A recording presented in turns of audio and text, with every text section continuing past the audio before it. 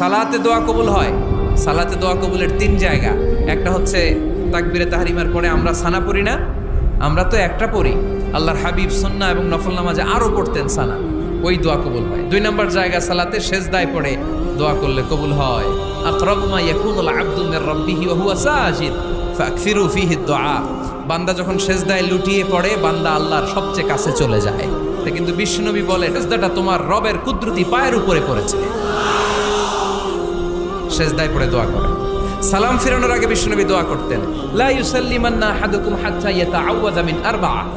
আল্লাহর হাবিব বললেন, চার জিনিস থেকে পানাহ না আছে আমার উম্মত যেন সালাম না ফিরায়। তারা যেন পড়ে আল্লাহুম্মা ইন্নী আউযু বিকা মিন আযাবিল কবর, আউযু বিকা মিন আযাবি জাহান্নাম, আউযু বিকা মিন ফিতনাতিল মাহইয়া ওয়াল মামাত, আউযু বিকা মিন ফিতনাতিল মাসিহিদ দাজ্জাল। আল্লাহ কবরের আযাব থেকে বাঁচাও, আল্লাহ জাহান্নামের আগুন থেকে বাঁচাও, আল্লাহ জীবন